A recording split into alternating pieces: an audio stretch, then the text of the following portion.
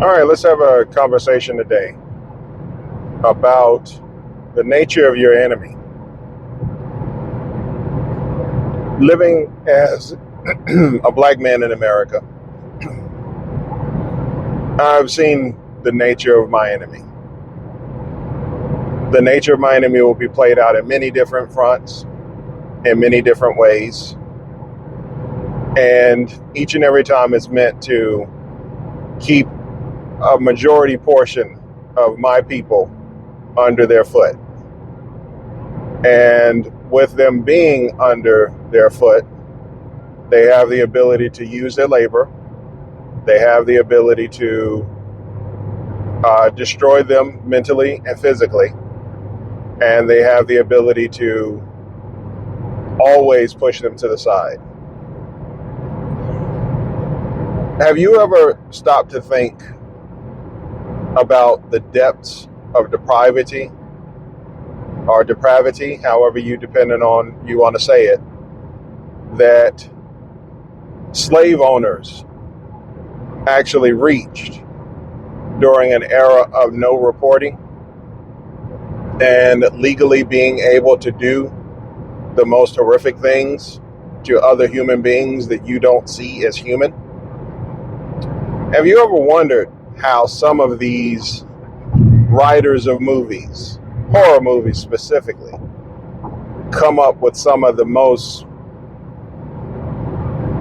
inhumane acts committed on the human body? Have you ever stopped to think, where did they get these ideas that normally would make a sane human being throw up in their mouth? They get these ideas through their genealogy, their ancestors. They get these ideas through conversations at the dinner table, probably, or conversations that were had a generation prior at the dinner table. Maybe people don't understand how evil some people can be. But if you go and you pay attention to the accounts of slavery,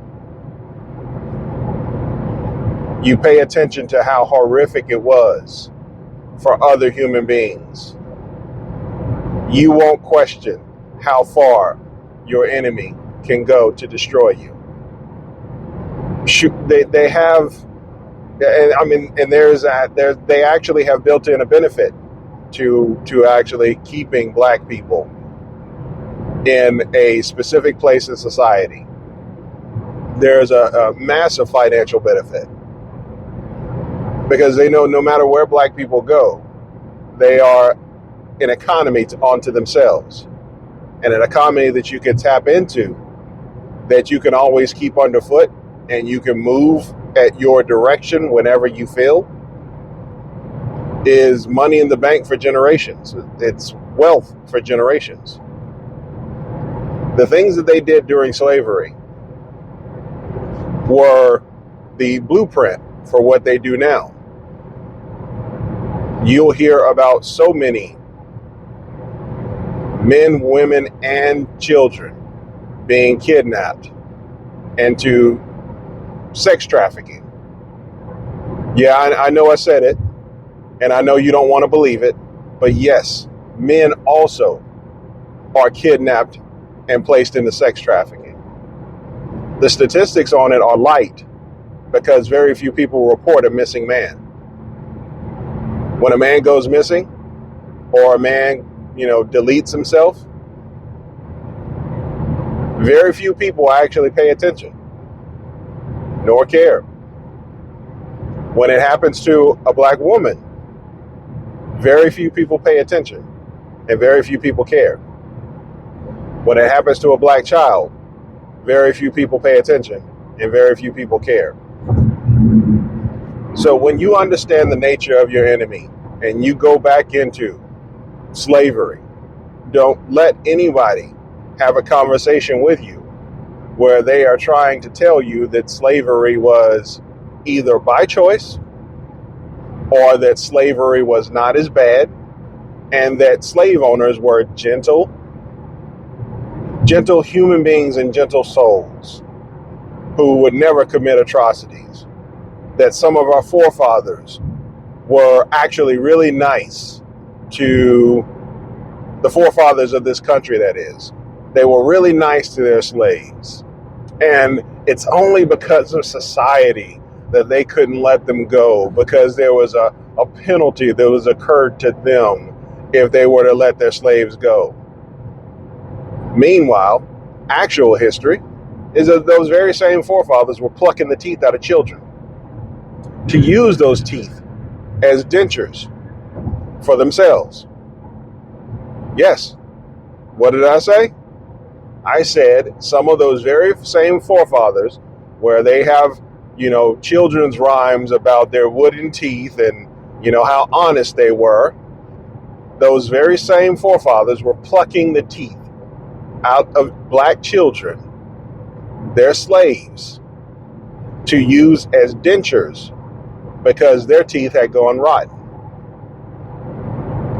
So when you travel down the path of knowing what exactly slavery was, you'll get closer to some of these despicable horror movies like Hostel and Saw, and I don't know any other ones because I've seen those two, and I care not to watch them.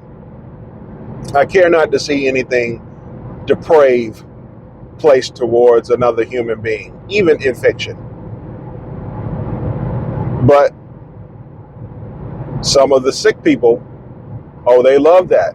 They love to watch it. They'll watch it over and over again because they fantasize about a time when their ancestors could actually do things like that. They fantasize about the time where they would hang people in the town square as entertainment with popcorn. Children would watch as men and women were gasping their last breath. And then they would burn the body and cut off a piece and send it to their family members who just so happened to miss out on their idea of fun and family entertainment. Know the despicable nature of your enemy, and you'll never be surprised at how low they can go. A deeper conversation that we'll carry in to another part later. But, I know you need to hear this because once you go down this road, you will wonder whether or not anyone does love you. But someone does love you. Be good, be safe, be righteous. Do the righteous thing for the righteous reason. Take care of yourself. And never forget history. Never let anybody tell you that history was different than truth.